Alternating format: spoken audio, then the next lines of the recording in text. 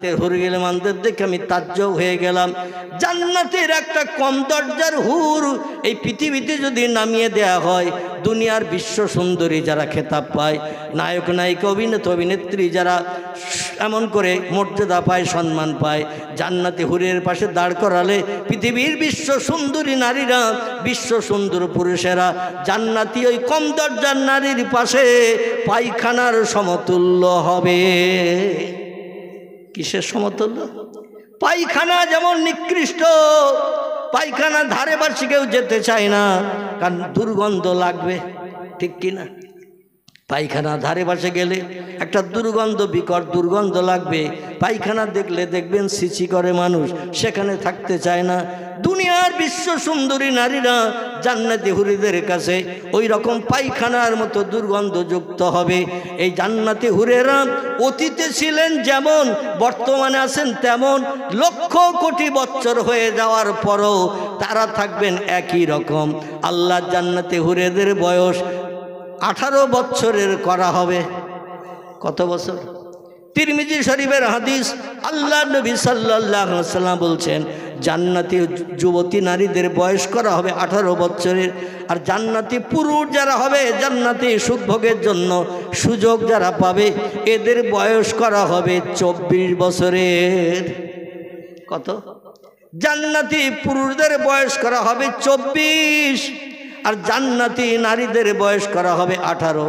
লক্ষ বছর পেরিয়ে গেল, 18 বছরের যুবতী নারী 19 বছর দেখাবে না, বাচ্চা কাচ্চা হবে না, সন্তানাদি কিছুই হবে না, শুধু আনন্দ আর আনন্দ, ফুর্তি আর ফুর্তি। জান্নাতের ভিতরে কোনো দুঃখ নাই, কোনো ব্যথা নাই, কোনো অভাব নাই, কোনো রোগ বেমারি নাই, কোনো অস্বস্তি নাই, কোনো রকম অসুবিধা হবে না, শুধু সুখ আর সুখ, শান্তি আর শান্তি। আল্লাহ বলছেন ওই জান্নাতের ভিতরে একটা বৃদ্ধ মানুষও যদি 85 বছরের বৃদ্ধ মানুষ মরণের পরে জান্নাতে যখন যাবে, জান্নাতে হুরেরা ওই বুড়ো মানুষ জান্নাতে হয়েছে আমল কালামের কারণে, জান্নাতে দরজা দিয়ে যখন ভিতরে ঢুকবে, জান্নাতি যুবতী 18 বছরের নারীরা, হুরেরা বলবে এই বুড়োকে নিয়ে জান্নাতের ভিতরে সুখ ভোগ করা সম্ভব হবে না। এই বুড়ো মানুষ আমার জীবন যৌবনের ক্ষুধা নিবৃত্তি করতে পারবে না, আমারে সুখ দিতে পারবে না। বুড়ো বলবে আল্লাহ ছিলাম এক জায়গায়, কবরে ছিলাম ভালো, হাসরে উঠিয়ে হিসাব নিকাশ করে আমার জান্নাতে কেন আসতে বললেন? আয় আল্লাহ, দুনিয়ায় শীতের রাতে ফজরের নামাজের সময় ওযু করেছি, মসজিদে যে জামাতে নামাজ আদায় করেছি। ও আল্লাহ পাক রব্বুল আলামিন, রমজানে সারাদিন, বৈশাখ জ্যৈষ্ঠ মাসের গরম 13 ঘন্টা 13.5 ঘন্টা না খেয়ে অনাহারা থেকেছি। বৈশাখ জ্যৈষ্ঠের মাসে একটু দিন বড় হয় না? হয় না? দিন বড় হয়। পৌষ মাস অগ্রহায়ণ মাসে দিন একটু ছোট হয়, এখন 5টায় সন্ধ্যা, ঠিক কি না? কিন্তু বৈশাখ জ্যৈষ্ঠ মাসে দেখবেন 6:30টার পরে সন্ধ্যা। আল্লাহ 13 ঘন্টা 13.5 ঘন্টা না খেয়ে থেকেছি, পিপাসায় কাতর, ক্ষুধার যন্ত্রণায় চোখ মুখ আধার হয়ে যায়, তবু তোমার হুকুম তামিলের জন্য দাঁতে দড়ি দিয়ে থেকেছি। আয় আল্লাহ, রাতের গভীর রাত 2টা-2:30 যখন বেজেছে, বিবি বাচ্চাকে ফেলে রেখে ওযু করে পবিত্র দমন করে আমি যাই নামাজের পাটিতে দাঁড়িয়ে দাঁড়িয়ে 4 রাকাত মতান্তরে 2 রাকাত তাহাজ্জুদের নামাজ পড়েছি। যখন পৃথিবীর সব সৃষ্টি ঘুমিয়েছিল, তখন উঠে দাঁড়িয়ে দাঁড়িয়ে তোমার নামাজ আদায় করেছি, কারণ তুমি কোরআনে জানিয়ে দিয়েছো ফাতাহাজ্জাদু বিহি নাফিলাতাল লাক। জোরে বলুন একটু আল্লাহু আকবার। রাতের গভীরে ঘুমকে হারাম করে বিবি বাচ্চার মায়া ছেড়ে আমি আল্লাহ আমার রেজা মন্দিরের জন্য যারা যায় নামাজের পাটিতে দাঁড়িয়ে যে 2 রাকাত মতান্তরে 4 রাকাত তাহাজ্জুদের নামাজ আদায় করবে, এই রাতের গভীরের নামাজটা হলো তাহাজ্জুদ। কি নাম? 5 ওয়াক্ত ফরজ তাই পড়ি না, আবার তাহাজ্জুদের খবর। এ ঠিক বললাম না ভুল বললাম? 5 ওয়াক্ত ফরজ নামাজ পড়ি না। কিছু মুসল্লি আমরা আছি সপ্তাহে একদিন খেজুর গাছের ওই রসের জন্য যে শিবলিরা খেজুর গাছ কাটে, সপ্তাহে একদিন করে, ওইরকম আমরা শিবলি সেজে আছি। খেজুর গাছের মাথায় ওই যে কাঠে না দাদিয়ে দিয়ে একটু জিরেন রস পাওয়ার জন্য। আচ্ছা, ওই জিরেন রস যে খেজুর গাছের মাথা দিয়ে আসে, 3 দিনের দিন আবার জিরেন রস ওই মাথা দিয়ে পাওয়া যাবে তো? কথা বলেন। 3 দিনের দিন যে রসটা পড়ে ওটা কি রস বলে? হ্যাঁ, ঝরা বা ওলা বলে, অনেক জায়গায় বলে ওলা রস, কেউ বলে ঝরা রস। আচ্ছা, ওই রসটা জিরেন রসের মতো ওই রকম সুগন্ধ পাঠালিওয়ালা রস তো নাকি? আপনি সপ্তাহে একদিন মসজিদে জুমার নামাজ পড়তে যাবেন আর সারা সপ্তাহ আপনি মসজিদ মুখ হবেন না, তাহলে ওই জুমার নামাজ পড়ে আপনি জিরেন রস পেতে গেলেন আর সারা সপ্তাহ গেলেন না, তাহলে মনে করছেন যে আমি বাড়ি থাকলেও আমার কাজ আদায় হবে। ও কি নিমঝরা রস হবে না হবে না? ও কি ওলা হবে না হবে না? ও ঝরা রস হবে না হবে না? ও খেতেও পারবেন না, তিতো লাগবে, তিতো। এই জন্য দৈনন্দিন আল্লাহর ফরজ হুকুম ওয়াকিমুস সালাত ওয়া আতুজ যাকাত, আল্লাহ কোরআনে 82 জায়গায় এই একই তথ্য কোট করে দিয়েছেন। কত জায়গায়? টোটাল কোরআনের ভিতরে 114টি চ্যাপ্টার, সূরা অধ্যায়, 6666টি সেন্টেন্স বাক্য আয়াত, 3,44,740টি হরফ বর্ণমাল অক্ষর দিয়ে আল্লাহ কোরআনকে কোড অফ কমপ্লিট করে আমাদের ঘরে পৌঁছে দিয়েছেন। এই কোরআনের ভিতরে আল্লাহ পাক 82 জায়গায় নামাজ এবং যাকাতের কথা একসঙ্গে বলে দিয়েছেন। জোরে বলুন একটু সুবহান। আজকের আমরা মসজিদ মুখ হই না, মসজিদের দিকে ফিরেও তাকাই না। হাদিস শরীফে নবীজি বলছেন, ইচ্ছাকৃত একক নামাজ যদি কোনো আমার উম্মত কাজা করে, 80 হব্বা জাহান্নামের আগুনে নামাজ কাজা করার কারণে ইচ্ছাকৃত মুয়াজ্জিনের আজান শুনেছে, মসজিদে জামাতে যায়নি কিংবা বাড়িতে ওই ওয়াক্তের নামাজ আদায় করেনি, তাকে 80 হব্বা জাহান্নামের আগুনে একক নামাজ কাজা করার কারণে পুরানো হবে। সাহাবীরা বলছেন, মা হিয়াল হব্বা ইয়া রাসূলুল্লাহ, আপনি হব্বা বললেন, 80 হব্বা একক নামাজ কাজা করলে পড়তে হবে, হব্বাটা কি? নবী বললেন 2 কোটি, এমন করে 84 বছর, 2 কোটি 84 বছর মতান্তরে 82 বছর ধরে একটানা জাহান্নামের আগুনে জ্বললে সেটা হবে 1 হব্বা। কত হব্বা? একক নামাজ কাজা করলে জ্বলতে হবে 80 হব্বা। আর 1 হব্বা মানে 2 কোটি 88 লক্ষ বছর। কেউ বলেছেন 80 লক্ষ বছর, কেউ বলেছেন 82 লক্ষ বছর। অধিকাংশ বর্ণনাকারীদের মতে 2 কোটি 88 লক্ষ বছর একটানা জাহান্নামের আগুনে জ্বললে 1 হব্বা হবে। আচ্ছা, 1 ওয়াক্ত নামাজ, দৈনন্দিন নামাজ ক ওয়াক্ত ফরজ? কথা বলেন। 5 ওয়াক্ত নামাজ ফরজ। 1 ওয়াক্ত যদি কাজা হয়ে যায় তাহলে 80 হব্বা জাহান্নামের আগুনে জ্বলতে গেলে মনে হয় 2-1 লক্ষ বছর পুড়লেই কাজ মিটে যাবে নাকি? একটু ক্যালকুলেটর মেশিনে, বড় মোবাইলে হিসাব করবেন। 2 কোটি 88 লক্ষ বছর একটানা পুড়লে 1 হব্বা হয়। 80 হব্বা জাহান্নামের আগুনে জ্বলতে হবে 1 ওয়াক্ত নামাজ কাজা করলে। দৈনন্দিন 5 ওয়াক্ত নামাজ ফরজ। তো যাদের দৈনন্দিন 5 ওয়াক্ত নামাজ কাজা হয়ে যাচ্ছে, এদের আগুনে জ্বলতে হবে কতদিন? আল্লাহ এই জন্য কোরআনের ভিতরে, নবীজি হাদিস শরীফের ভিতরে জাহান্নামীদের জন্য, জান্নাতীদের জন্য কোনো দিনক্ষণের নাম ঘোষণা করেননি। আল্লাহর কোরআন বলছে, অহম ফিহা খালিদুন, জাহান্নামী যারা হবে কোটি কোটি বছর ধরে একটানা জ্বলতে থাকবে। কত বছর, কত মাস, কত দিন, এর কোনো সীমা সংখ্যা কোরআনও বলা নাই, হাদিসও বলা নাই।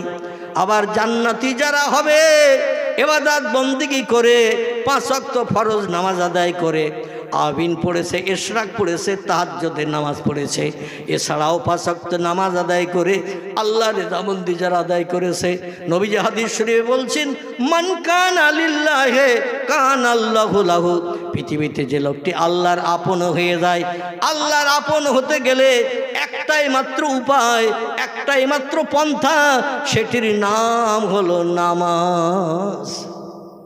সেটির নাম কি? আল্লাহর আপন হতে গেলে, আল্লাহর প্রিয় হতে গেলে একটাই মাত্র প্রধান উপায়, সেই জিনিসটির নাম হলো নামাজ। আজকে সেই নামাজের ভিতরে আমাদের যথেষ্ট গাফিলতি। ঠিক বললাম না ভুল বললাম? গাফিলতি। আমার ভাইরা, আল্লাহ কোরআনে বললেন জান্নাতি যারা হবে, অহুম ফিহা খালিদুন, কোনোদিন জাহান্নাম থেকে কাউকে বাইরে বার করা হবে না, কাউকে বলা হবে না তুমি 31 বছর 3 মাস 16 দিন জান্নাতের ভিতরে ঘুরছো, ফিরছো, বেড়াচ্ছ, আনন্দ করছো, ফুর্তি করছো। আরেকজন ব্যক্তি জান্নাতের দরজায় এসে গেছে, সেও জান্নাতি সাব্যস্ত হয়েছে, তুমি একটু বাইরে বার হও, ওই লোকটার একটু সুযোগ দেই, তার একটু সুযোগ দাও। তোমার ভাই মোমেন মুসলমান ভাই, আল মুসলিম ও আখুল মুসলিম, একটা মুসলমান আর একটা মুসলমানের ভাই, ভাই হিসাবে তার একটু সুযোগ দাও, এই জান্নাতের ভিতরে ঢুকে একটু সুখ ভোগ করুক, তুমি একটু বাইরে বার হও। এরকমটা কি হবে? প্রিয় নবী নাসাই শরীফের হাদিসের ভিতরে জানাচ্ছেন, একটা লোকের আমল জাররা পরিমাণ, কতটা? জাররা পরিমাণ আমল। কোরআনে আল্লাহ বলছেন ফামাইয়া আমাল মিসকালা জাররাতিন খায়রা ইয়ারাহ ওয়া মাইয়া আমাল মিসকালা জাররাতিন শাররা ইয়ারাহ। জোরে বলুন একটু আল্লাহু আকবার। আল্লাহ কোরআনের আম্মা পাড়ার ভিতরে সূরায় কোট করে তথ্য জানালেন, 100 দানা পরিমাণ সৎ কাজ, ভালো কাজ করে যে লোকটি হাসরের মাঠে কবর থেকে উঠে হাসরের মাঠে হাজির দেবে, ওই 100 দানা পরিমাণ ভালো কাজ করার কারণে আমি আল্লাহ তারও তার ভালো কাজের বদলা দেব। আমি আল্লাহ কাজুল কুজ্জাত আহকামুল হাকিমিন, আমি হলাম ন্যায় বিচারক। আমি কাউকে বিপদেও ফেলবো না, কারোর জন্য বাড়তি ফ্যাসিলিটিও দেব না। যে যেমনটা আমল নিয়ে আসবে তার আমলের প্রতিদান হাতে হাতে দিয়ে দেওয়া হবে। জোরে বলুন একটু সুবহানাল্লাহ। ওয়াকিমুল ওয়াজনা বিল কিসতে ওয়ালা তুকসিরুল মিজান। আল্লাহ বলছেন মিজানের দাড়ি পাল্লায় নেকি সৎ কাজ ভালো কাজগুলো ওজন করা হবে, আবার পাপ কাজগুলো ওজন করা হবে। যার পাপের পাল্লা ভারী হয়ে যাবে, আমার ফেরেশতারা লোহার শিকলের দড়ি গলায় পরিয়ে গরু ছাগলের মতো হড় হড় করে টানতে টানতে জাহান্নামের দিকে নিয়ে চলে যেয়ে জাহান্নামে নিক্ষেপ করে দেবে। কোরআন বলছে ফাসাউফা ইয়ালামুন ইজিল আগলালু ফি আনাকিহিম ওয়াসসালাসিল ইয়াসাহবুনা ফিল হামিমে সুম্মা ফিন নার ইয়াসজারুন। জোরে বলুন একটু আল্লাহু আকবার। এটা কোরআনের আয়াত পড়ে মানে মতলব করছে, আপনাদের অসুবিধা হচ্ছে না তো? শুধু কেসা কাহিনী আমি বলতে পারি বা বলতে জানি, কিন্তু যেখানে কোরআনের আয়াত পড়ানো হবে, নবীজি জবানি হাদিস শরীফ যেখানে পড়ানো না হবে, ও মজলিসটা আমি বলি শুকনো মজলিস। কি মজলিস? শুকনো মজলিস। ও মজলিসে আল্লাহর রহমত বর্ষণ হবে না। আল্লাহ বলছেন আমার কোরআন যেখানে তেলাওয়াত হয়, কোরআন যেখানে পড়া হয়, কোরআনের মানে মতলব মানুষের ব্রেন মগজে ঢোকানো হয়, লাআল্লাকুম তুরহামুন, আমার আসমানি রহমত ওই মজলিস আমি বর্ষণ করি। জোরে বলুন একটু সুবহান। এই জন্য একটু কোরআনের আয়াত দিয়ে তত্ত্ব দিচ্ছি, যাতে আপনারা পরবর্তীতে বলতে না পারেন চার দোকানে হুজুর কী সব আজে বাজে কথা বলে গেল। আচ্ছা, কোরআনের কথা সত্য আগে বিশ্বাস করেছেন তো? কি করেছেন তো নাকি? না কোরআনে কিছু কথা মিথ্যা আছে? পৃথিবীতে আর একটি কিতাব আছে, এই কিতাবটির নাম হলো হাদিসের কিতাব। কিসের কিতাব? কোরআন হলো আল্লাহর বাণী, কালামুল্লাহ। কালামুল্লাহ শব্দটি আরবি ভাষার বাংলা অর্থ হলো আল্লাহর বাণী, আল্লাহর কথা। আর একটি সত্য কিতাব আছে, এই কিতাবটির নাম হলো আল হাদিস। কি নাম? এই কিতাবটির নাম হলো আল হাদিস।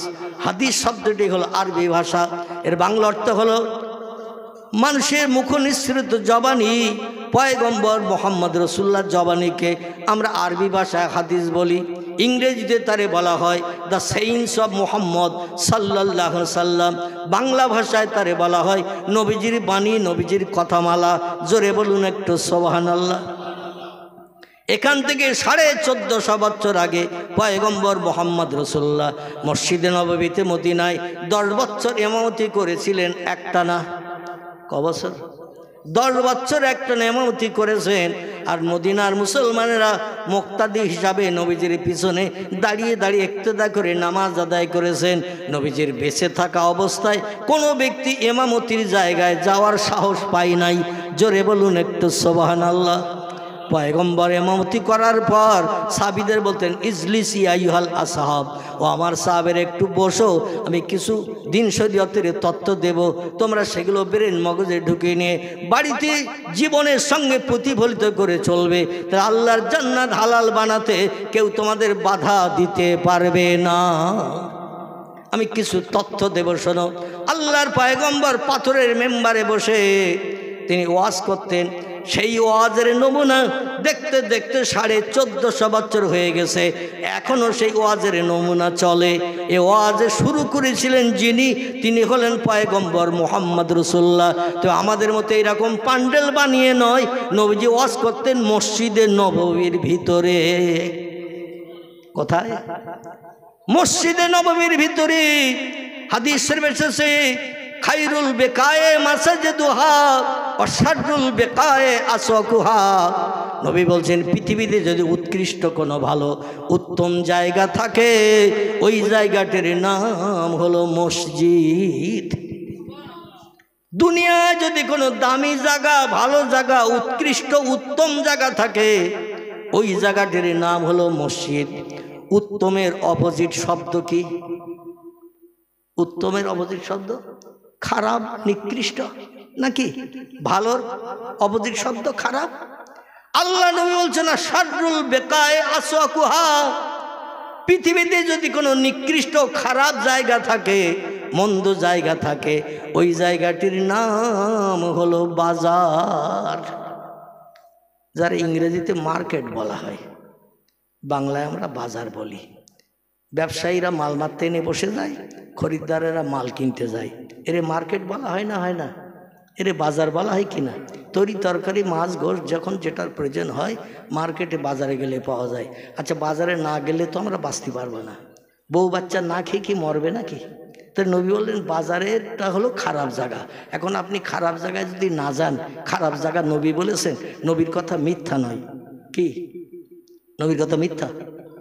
বিশ্ব নবী মুহাম্মদ রাসূলুল্লাহ জবানি হাদিস শরীফ, যেটার নাম আমি আপনাদের কাছে বলছিলাম, পয়গম্বর মসজিদে নবীর মেম্বারে বসে যত তথ্য দিতেন, সাহাবীরা কেউ বা শুনে মুখস্থ করত, যাদের মেমোরি একটু নর্মাল ছিল তারা সঙ্গে সঙ্গে গাছের পাতায়, চামড়ায়, পাথরের গায়ে লিখে রাখত।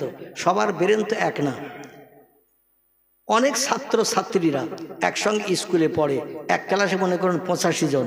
এই 85 জনের ভিতরে একজন ফার্স্ট হয় না, একজন সেকেন্ড হয় না, একজন থার্ড হয় না। আচ্ছা, ওদের মেমোরির সঙ্গে যে একেবারে নর্মাল হিসেবে পাস করেছে, কোনো রকমের টেডি টুনে 30-এর ভিতরে 30, 30-এর ভিতরে 31, এইরকম পেয়েছে, 100-র ভিতরে এইরকম পেয়েছে। এদের ব্রেন আর যে ফার্স্ট হয়েছে শতকরা 97-98% প্রত্যেকটা সাবজেক্টের নম্বর পেয়েছে। এদের ব্রেনটা এক, কথা বলেন, এক না। তো সাহাবীদের ভিতরে কিছু সাহাবীর ব্রেন ছিল এমন স্বচ্ছ, একবার শুনলেই মুখস্থ হয়ে যেত। যেমন পয়গম্বর মুহাম্মদ রাসূলুল্লাহর একজন স্ত্রী ছিলেন আবু বকর সিদ্দিক রাদিয়াল্লাহর কন্যা। কার নাম বললাম? আবু বকর সিদ্দিক রাদিয়াল্লাহর কন্যা, যার নাম ছিল উম্মুল মুমিনিন হযরতে মাইশাতুল হুমায়রা রাদিয়াল্লাহু আনহা, যিনি 7 বছর মতান্তরে 9 বছর বয়সে, নবীজির বয়স তখন 54 থেকে 55, এই রকম সময়ে বিশ্ব নবীর বিবি হিসাবে এই মাইশাতুল হুমায়রা রাদিয়াল্লাহ স্ত্রী হিসাবে নবীজির ঘর সংসার করতে এসেছেন। জোরে বলুন একটু সুবহানাল্লাহ। প্রিয় নবী মুহাম্মদ রাসূলুল্লাহকে নিয়ে মাইশাতুল হুমায়রা সংসার করার সুযোগ পেয়েছিলেন তার জীবনের 17 বছর বয়স পর্যন্ত। কত বললাম?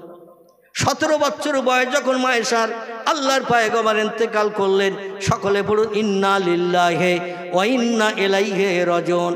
হাদিস শরীফের ভিতরে তথ্য এসেছে মায়েশাতুল হুমায়রা তিনি 8 বছর মতান্তরে 7 বছর, কেউ বা বলেছেন 9 বছর আল্লাহর পয়গম্বরকে নিয়ে স্বামী হিসাবে সেবা করার সুযোগ পেয়েছিলেন। এই মায়েশাতুল হুমায়রার ব্রেন মগজ আল্লাহ এমন সাফ করে দিয়েছিলেন, নবীজির জবানি যেটা শুনতেন সঙ্গে সঙ্গে মেমোরিতে জমা করে নিতেন। একটা কথা দুবার কোনোদিন শোনার দরকার হয় নাই। বর্ণনাকারীরা বর্ণনা করতে করতে বলেছেন মায়েশাতুল হুমায়রা রাদিয়াল্লাহ তিনি 6 লক্ষের মতো হাদিসের হাফেজা ছিলেন। ক লক্ষ? 6 লক্ষের মতো হাদিসের হাফেজা ছিলেন। পৃথিবীতে যত হাদিসের কিতাব আছে, কারাবানাম বুখারী, কারাবানাম মুসলিম, কারাবানাম তিরমিজি, কারাবানাম আবু দাউদ, কারবা নাম ইবনে মাজা, কারবা নাম নাসাই, কারবা নাম দারমি, কারবা নাম দারকুতনি, কারবা নাম বাইহাকি, কারবা নাম তিবরানি, কারবা নাম মুয়াত্তা মালিক, কারবা নাম ইশকাতুল মাসাবি, কারবা নাম ইবনে হাব্বান, কারবা নাম আল হাকিম, কারবা নাম মুস্তাদরাক, কারবা নাম তারগিব। এগুলো সব সহিহ হাদিসের কিতাবের নাম। ভরা আছে পয়গম্বরের জবানি, কিছু কম বেশি 3.5 লক্ষের মতো। কতটা বললাম? যতগুলো হাদিসের কিতাবের নাম করলাম, এছাড়া আরো কিছু হাদিসের কিতাব আছে। মুয়াত্তা মালিক বলে একটি হাদিসের কিতাব আছে, আরো কিছু হাদিসের কিতাব আছে। এইসব হাদিসের কিতাবের ভিতরে বিশ্বনবীর জবানি লেখা আছে 3.5 লক্ষের মতো। আর মায়শাতুল হুমায়রার মেমোরিতে আল্লাহ জমা করে লিখেছিলেন 6 লক্ষের মতো হাদিস। জোরে বলুন একটু সুবহানাল্লাহ, নারায়ে তাকবীর। তো সাহাবীদের মগজ কারো বা ছাপ ছিল, কারো একটু নর্মালিটি কোয়ালিটি ছিল। তো যারা একবার শুনলে মুখস্থ করতে পারতো না, 2বার 5বার শুনতে হয়। আমাদের ছেলেমেয়েরাও মাঝে মধ্যে স্কুলে ক্লাস করতে যায়, আবার বাড়ি আসার পরও দেখবেন এক একটা ছেলে 2-3টে করে টিউশনি প্রাইভেটে মাস্টার দেওয়া হয়, হয় না? ভালো রেজাল্ট যাতে করে, এই জন্য বাড়িতে খুব বেশি সময় নষ্ট করতে দেয়া হয় না। যাদের একটু অর্থ সম্পদ আল্লাহ দিয়েছে, আওকাত দিয়েছে, ছেলেটার উচ্চশিক্ষিত করার জন্য 2-3টে পর্যন্ত প্রাইভেট মাস্টার দেয়। ইংরেজির মাস্টার, অঙ্কের মাস্টার, বিজ্ঞানের মাস্টার দেয় না, দেয় না। এইবার মাস্টার একটা পড়া 7 বার বলে দিয়ে বলছে এবার বল। বলছে স্যার মুখস্থ হয়নি। কারণ ও পড়তেছে মাস্টারের কাছে, ওর মন রয়েছে, উঠোনে খেলা করতেছে 3 জন। কে বলে কোন দিকে লাথি মেরে দিচ্ছে সেদিকে ওর খেয়াল, কখন গোল হচ্ছে হাততালি দিচ্ছে সেই দিকে খেয়াল, কোন দিকে ক্রিকেট খেলা হচ্ছে সেই দিকে খেয়াল, কোন দিকে আনন্দ ফুর্তি করে ছেলেরা পলাটু খেলছে সেই দিকে খেয়াল। মাস্টার 7 বার বলে দিয়েছে এক পড়া, জিজ্ঞেস করছে এইবার বল। বলছে আমার মুখস্থ হয়নি। এ আসে না এরকম কিছু ছেলে, দুনিয়ার খেলাধুলোর মতো, পড়ার দিকে তাদের খেয়াল নাই। এদের 1000 বার বলে দিও মুখস্থ হবে। তো সাহাবীরা মেমোরিতে জমা করতে পারতো না বলে কেউ বা গাছের পাতায়, কেউ বা চামড়ার গায়ে, কেউ বা পাথরের গায়ে লিখে রাখত। পরবর্তীতে বিজ্ঞানের প্রযুক্তির উন্নতিতে যখন পেপারের আবিষ্কার হলো, কাগজের আবিষ্কার হলো, ওই পাথর থেকে, কাগজ থেকে, চামড়া থেকে হাদিসগুলো আমার ভাইরা কালেকশন করে নিয়ে কাগজের পৃষ্ঠা লিপিবদ্ধ করে আমাদের ঘর শোভাবর্ধন করেছেন। লেখকেরা, বর্ণনাকারীরা কেতাবের নাম দিয়েছেন বুখারী শরীফ, মুসলিম শরীফ, তিরমিজি শরীফ, আবু দাউদ, ইবনে মাজা, নাসাই, দারমি, দারকুতনি, বাইহাকি, তিবরানি, মুয়াত্তা মালিক, মিশকাতুল মাসাবি, ইবনে হাব্বান, আল হাকিম, আল মুস্তাদরাক, আত তারগিব। এগুলো সব সহিহ হাদিসের কিতাবের নাম। চিল্লাই বলুন একটু সুবহানাল্লাহ। আমার ভাইরা, শরীয়তের ফতোয়ার কিতাবের নাম আমি কয়েকটা আপনাদের কাছে বলি। কারবা নাম ফতোয়া দুররে মুহতার, কারবা নাম ফতোয়া কাজী খান, কারবা নাম ফতোয়া মুহিত, কারবা নাম ফতোয়া আলমগীর, এমন করে বিভিন্ন ফতোয়ার কেতাব, ফতোয়া আলমগীর থেকে শুরু করে বিভিন্ন ফতোয়ার কেতাব, জামে সগীর ফতোয়ার কেতাবের নাম। এই সব ফতোয়ার কেতাবে লেখকেরা একমত হয়ে লিখেছেন, কোরআনের কোনো একটা কথা কোনো মুসলমান মানতে যদি অস্বীকার করে, মানতে যদি অবিশ্বাস করে, ওই লোকটি আর মুসলমান থাকবে না, লোকটি কাফের হিসাবে বিবেচিত হবে। সব ফতোয়ার কেতাবেরা একমত এই তত্ত্বটি লিখেছেন। কোরআনের কোন একটা কথা কোনো মুসলমান বিশ্বাস করতে যদি আপত্তি দর্শায়, মেনে নিতে যদি আপত্তি দর্শায়, বাদ দাও তো 1500 বছর আগের কোরআন বর্তমান মডার্ন যুগে, বিজ্ঞানের যুগে চলবে না। আল্লাহ সব ভুলভাল তত্ত্ব কোরআনের ভিতরে দিয়েছে। বিজ্ঞান বলছে বহুদূর ফাঁকা, তাই নীল মতন দেখায়, আকাশ বলতে কিচ্ছু নাই। আর আল্লাহ কোরআনে সূরা বাকারায় বললেন সাবওয়া সামাওয়াতিন তিবাকান, আল্লাহ মাঝে মাঝে ফাঁকা দিয়ে দিয়ে আকাশ বানিয়েছেন 7টি। আচ্ছা, আল্লাহ কোরআনে শুধু তত্ত্ব দিয়েছেন না, তার বাস্তব প্রমাণ দিয়েছেন? তার প্রমাণও দিয়েছেন। আমার ভাইরা, আসুন এবার আপনাদেরকে একটু প্রমাণের তত্ত্ব তুলে ধরি। পৃথিবীর বিজ্ঞানীরা তারা বলছে পৃথিবী লাট্টুর মতো ঘুরছে, চন্দ্র সূর্য স্থির। আমাদের দেশের ভূগোল বইতে বিজ্ঞানীদের তত্ত্ব লিপিবদ্ধ। বিজ্ঞানীরা ভূগোল বইতে রিসার্চ করে গবেষণা করে তথ্য লিখে দিয়েছেন, পৃথিবী লাট্টুর মতো ঘুরছে, চন্দ্র সূর্য স্থির। আল্লাহ 1450 বছর আগে নবীজির কাছে জিবরিল আমিন মারফত লৌহে মাহফুজের সংরক্ষিত মিষ্টি মধুর সত্যবাণী সত্য ভাষা জিবরিল আমিন মারফত পয়গম্বরের কাছে পাঠালেন। সূরাটির নাম হলো সূরাতুর রহমান। কি নাম? সূরা রহমান। একটু জোরে বলেন। আল্লাহর এই সূরা রহমানের যে কটা অক্ষর আছে, রহমান নাম বলতে প্রতিটি অক্ষরের বিনিময়ে আপনার আমার নামামলের থলিতে 10টা করে সওয়াব আল্লাহর ফেরেশতারা লিপিবদ্ধ করে দেবেন। একটা সওয়াব নিয়ে যদি হাসরের মাঠে হাজির হই, খোদার কসম একদিন জান্নাতের সুখটা কি আল্লাহ নসিবে জুটিয়ে দেবেন। তো জান্নাতে গেলে আর কোনোদিন তারে বাইর করা হবে না। জোরে বলুন সুবহানাল্লাহ। জান্নাতে গেলে আর কোনোদিন বাইর করা হবে না। আর মনে মনে ধারণা করবেন না, পৃথিবীতে বর্তমান দেশের সংখ্যা হলো 228টি। কটি? পৃথিবীতে বর্তমান দেশের সংখ্যা হলো 228টি। Japan, German, England, Holland, Poland, Italy, Brazil, Thailand, Singapore, Burma, Rangoon, Hindustan, Pakistan, Bangladesh, Afghanistan, Iraq, Iran, Kuwait, Jordan, Arab, পারস্য, তুরস্ক, Libya, Nigeria, Indonesia, Malaysia, Sri Lanka, Burma, Tajikistan, Kazakhstan, Balochistan, Azerbaijan, Armenia, Saudi Arab, Arab আমিরশাহী, শাম, সিরিয়া, মরক্কো, ইয়ামান, বুলগেরিয়া। আছে না নেই? এভাবে দেশের নাম 228টি বললে শেষ হবে। আমি অত দূর যাব না, আপনাদের কাছে বলতে চাইছি এই তাম পৃথিবীতে দেশের সংখ্যা 228টি। এই দেশে অতীতকাল থেকে মানুষ মরছে না? আগের থেকে মরছে, এখনো মরছে না? মরা বন্ধ আছে? নাই। আগামী তো নাতি নাতকুর যারা আসবে তারাও মরবে না? আল্লাহ একদিন বললেন আল ইয়াউমা মুলকালি, কে কোথায় আছো একবার একটু হাত তুলে দেখাও। আজরাইলের হাত থেকে আমি বেঁচে গেছি। হাত তোলার মতো থাকবে কেউ? আল্লাহ বলবেন আজরাইল সব প্রাণীর প্রাণনাশ করো। মানুষের শুধু প্রাণনাশ হবে না, যত সৃষ্টি পৃথিবীতে আছে সব সৃষ্টির প্রাণনাশের দায়িত্ব আল্লাহ আজরাইলের হাতে দিয়েছেন। এখন আপনাদের মগজে একটা চিন্তা আসবে, এই 228টি দেশ পৃথিবীতে, আর এক সময় তো অনেক লোকের মরণ এক দেশে হয়, আজরাইল একা কি করে প্রাণ নাশ করবে? মনে মনে ধারণা হয় না? একা কি করে যাবে?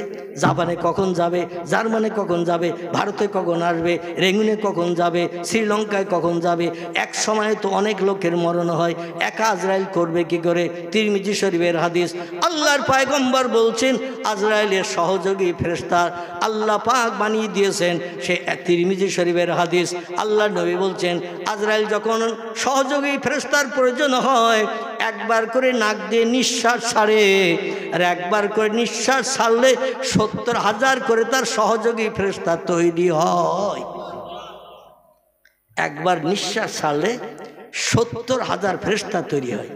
উনি এক জায়গায় বসে থাকেন সিদরাতুল মুনতাহার উপরে, সেখানে চেয়ার টেবিল নিয়ে খাতা কলম নিয়ে বসে থাকেন। আর যখন কোনো ব্যক্তির প্রাণনাশের সময় হয়, পূর্বে আমি বলছিলাম, ওই সহযোগী ফেরেশতাদের পাঠিয়ে দেয়, ইজহাবেলা দুনিয়া, পৃথিবীতে যা, জাপানে যা, জার্মানে যা, ভারতে যা, ইংল্যান্ডে যা, পাকিস্তানে যা। বেলা 10টা বেজে 15 মিনিট 11 সেকেন্ড, বেলা 4টে বেজে 20 মিনিট 23 সেকেন্ডে ওই ব্যক্তির প্রাণনাশ করবি। সে এসে হাজির দিয়ে দেয়, কাজটা করে আজরাইলের কাছে পৌঁছে দেয়। আজরাইল তার আত্মাটা আলা ইল্লিনে জমা করে দেয়। জোরে বলুন একটু সুবহান। শুধু তাই নয়, এই পৃথিবীর অতীতে যত মানুষ মারা গেছে, বর্তমানে যত মানুষ মারা যাচ্ছে, বর্তমান 850 কোটি মানুষের বসবাস পৃথিবীতে।